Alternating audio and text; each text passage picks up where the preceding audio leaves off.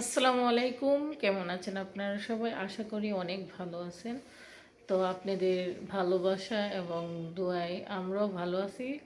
ভালো তেরকম না, যেহেতু ঋতু পাল্টাইতেছে, গলা বৈশা রয়েছে, তারপরে হচ্ছে কি ঠান্ডা আছে, তার জন্যই গলাটা বৈশা রয়েছে।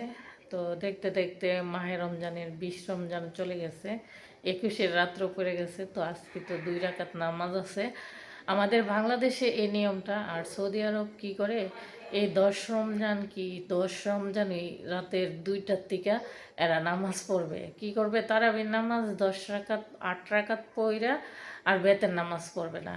আবার রাতের 2টার দিকে এই নামাজ সবাই, মহিলা কোন পুরুষ কোন, যারা পড়ে মসজিদে গিয়ে নামাজ পড়ে, এই পইরা সেরা সিহিরি খায়, বুঝতেই পারছেন।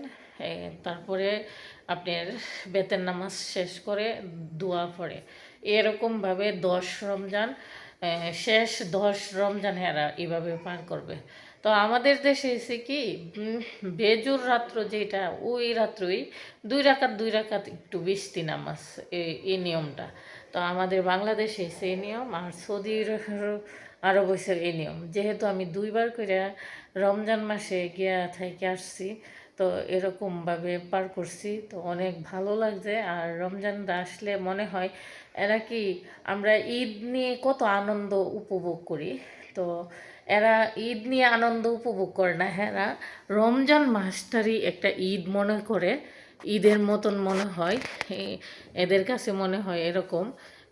মহিলা কোন, বাচ্চারা কোন, সবাই প্রতিটা রাত্র অনেক এনজয় করে, অনেক মানে এনজয় করে, কি এবাদতও করে, তারপরে সারাক্ষণ বাহিরেই থাকে, সারা রাত্র ওই সজাগ থাকে। তো এইভাবে এই দিনগুলা কাটায়।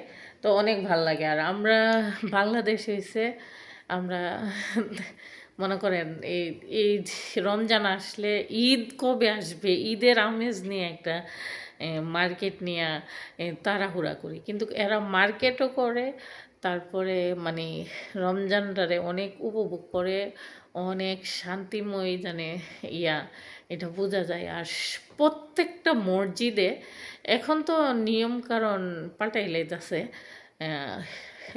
আগে মনে করেন আমি প্রথম যখন গেছি, ওই সময় তো অনেক সুন্দর লাগছে। যারা জানেন প্রবাসী ভাইয়েরা, হ্যাঁ, এরা তো বুঝেনি ওই দেশের রমজান আসলে প্রত্যেকটা মসজিদে কত একটা এবাদতের ইয়া, আর কোরআন তেলাওয়াত জানে করে এত সুন্দর, এত সুন্দর বলার বাহিরে, মানে ওই দেশে গেলে মনে হয় না আসার জন্য, একটা কথা। আর মক্কা মদিনা গেলে তো মনটা সারাক্ষণ ওইখানেই পড়া থাকে। মনে চাই না যে ওই যাই, মনটা চাই না ওই দেশেতে আসার জন্য, এরকম। তো সবাই দোয়া করবেন, সুস্থ মানে সুস্থ থাকলে আবারও ইচ্ছা আছে মেয়েকে নিয়ে যাওয়ার।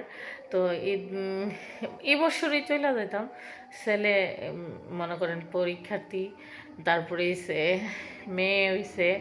তো এখন আপনার ভাইয়া বড় একটা প্রজেক্টে হাত দিছে, এটা সাকসেসফুল হইলে তারপরে আপনাদের সাথে শেয়ার করবো।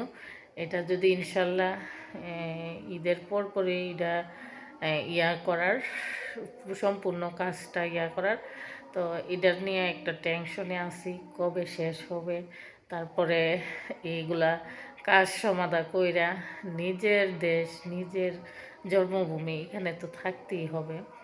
তো এই তো, তো তারপরে মনে করেন যদি যাই আপনারা তো দেখবেনই। তো আপনার ভাইয়া বলছিল প্রথম কয়েকদিন, মনে করেন বলছিল তাড়াতাড়ি পাসপোর্ট করার জন্য মেয়ের। তো এখন পাসপোর্ট করি নাই, অফ রাখছি।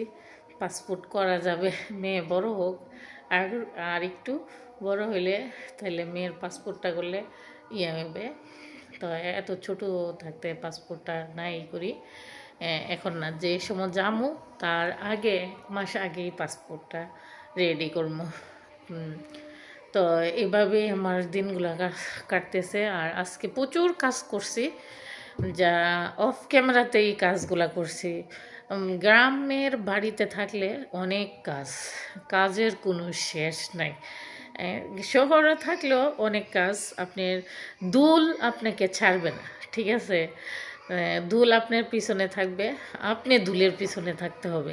এটাই মনে করেন আমাদের লাইফ, সবচেয়ে দূরত্ব লাইফটা এটাই। যে বুঝে এই দূরত্বটাই বুঝতে হবে। দুল আপনার পিছনে থাকবে, আর দুলের পিছনে আপনি দৌড়াইতে হবে।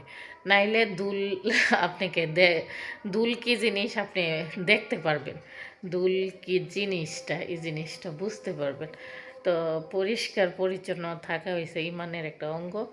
তো এই জন্যই তো আমার ভিডিও আরেকটা করছি, আমি বলছি 5 মিনিটে শেষ করবো, তো আমি শেষ করতে পারতেছি না 5 মিনিটে, 6 মিনিট হয়ে যেতেছে। তো গতকালকে রাত্রে ভিডিওটা করে রাখছি আমার ছেলের মোবাইলে, তো ওই ভিডিওটা এখন আপলোড দিতে পারতেছি না, ছেলের মোবাইলটা আনতে পারছি না।